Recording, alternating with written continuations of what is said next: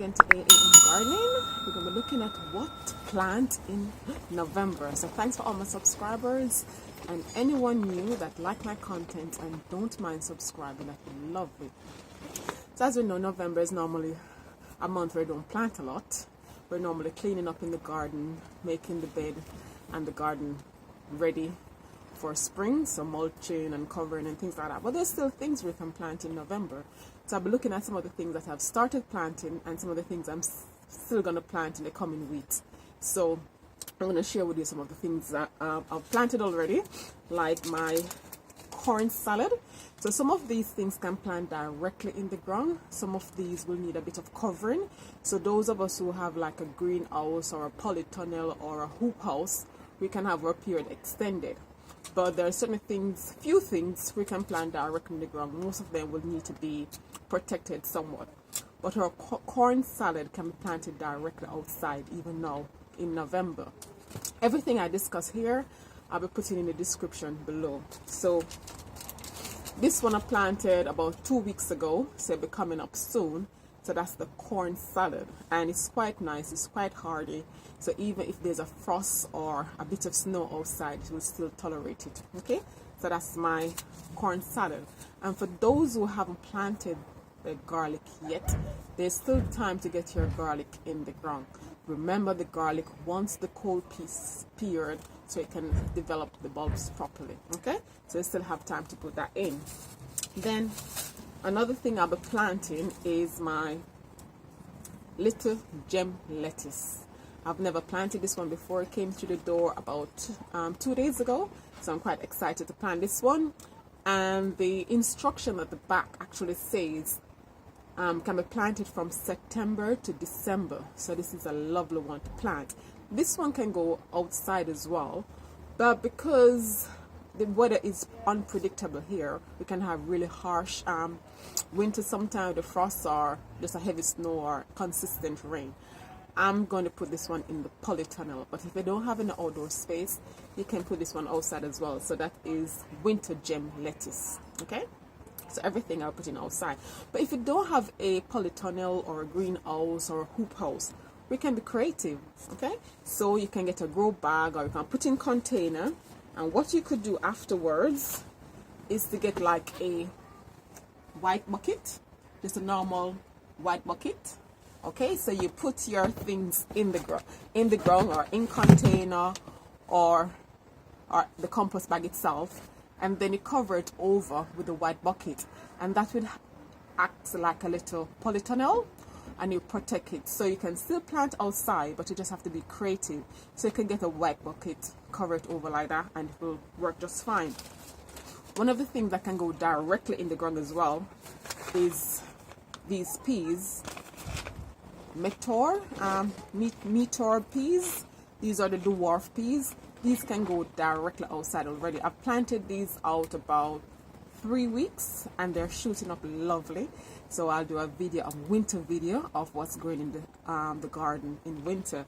So these can still be planted, and everything here, as I said before, I'll put in the description. So still can go ahead and plant these. Then, you know, kale or brassicas, they love the cool season. So you still can go ahead and plant your kale and things like that. So I have so many kale in the garden at the moment. So some were planted in July, some were planted in August, and I plant the last set in September. So I have so much. I think I'll probably wait until spring again to start planting. But these, they don't grow as fast in the cold up season, but they get much sweeter, and by spring then you're having a lovely harvest. So have your kale. There's so many different varieties of kale you can experiment with. I love Neura or dinosaur kale. I love it. It's so nice. So you have all of those can plant as well. Then you have your all year round cauliflower. So remember, when you're looking for your cauliflower, look for the one that says all year round. This one can be planted now. But as the season is changing, I'll tend to plant this in a protected environment. So I put it in a polytunnel. But as I say, it can be creative outside and cover it with something. So that's all year round cauliflower. So we have I have loads of spinach in the ground at the moment.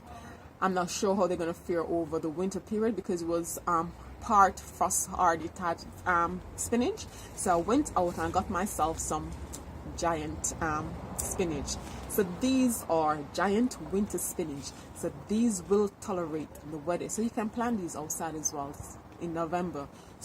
So many seeds in there. So this is a giant winter spinach. So these can go outside or you can have it protected slightly, but these can be planted as well. So there's still loads of things to plant in November, even though the weather have changed. You can see I'm all padded up, it's a bit windy. So you can plant all of those things outside. Then you still can plant some radishes if it's protected. So these will go indoor in the polytunnel or the greenhouse. So I have two different types of radishes. I have one that is called French breakfast, and then I have one that is called muncher. I haven't tried these yet. I have the normal round radishes that my son loves, so I'm experimenting with different radishes. These are like a lollipop shape. They have, one is the white one is the pink and white, elongated, things like that. So I'm gonna sow these in the polytunnel, and they'll be kept in the polytunnel because these need some protection as the weather have changed. So those will go inside. Then I have a special F1 turnip that I'll be planting inside as well. So this is my second round of turnip for the autumn season. So I'm going to plant these as well inside. So that's my little turnip. So those will be planted in the polytunnel as well. So I've mentioned so many seeds already, and it's in November. We don't have to stop planting, even though the season have changed. We can continue planting. And if you haven't got your onion, I don't have any onion sets with me because I've planted all of them, but that's the onion just locate on the floor just now, so you still can get your onions in. So you can put these directly outside. So you have the garlic, you have your onion, you have your sweet peas, you have your corn salad, you have your giant winter spinach. All those can go outside. Then you put your gem lettuce and your radishes and things like that in a protected area. Then mustard green, you still can plant these in a protected area. So put these in a polytunnel, or you put it somewhere where you can cover it from the elements, because these like the cold season, but they don't like freezing temperature, so they need to be protected. So that's my giant red mustard. They are so lovely. I have so much coming up at the moment, so I can't wait to do that video for you guys. So as you see, there's still loads of things we can plant in September. So if you don't want to chance it outside, then just move inside. Okay, so that's where this is a season where you plant most of the herbs. So things like coriander, if you plant it in the heart of the summer, it bolts very quickly. So plant them inside, plant them on your windowsill, or if you don't have any polytunnel or things like that, just put it on your windowsill. The dills, the basils, the parsleys, the coriander, the sage, things like that, plant them inside so you can have your fresh herbs right there in the kitchen while you're cooking.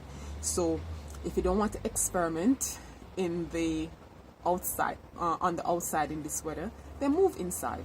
So use up all your windowsill or find a nice good location in the house and keep planting. And after you plant all your herbs and everything, remember the microgreens. These are dense with nutrients. Okay, so you can plant the microgreen radish. So even though I'm putting some radish in the ground, you can plant the microgreen where you just plant it for the little shoot, and they come up within 7 to 10 days. You can be eating your greens from the inside in the warmth of your house. So you have all these microgreens. I have some rocket as well. I have fenugreek. I have so many things. And you can grow your herbs from cuttings. So if you have herbs in the garden, you can start harvesting them now, dry them out so you have them indoor to use. Or you can plant them from seed. They still grow indoor. So things like your coriander that I've mentioned, you can plant them indoors from seed, or you can take cutting from your garden if you have the herbs outside. Take cutting to make new shoots and new plants for the next season.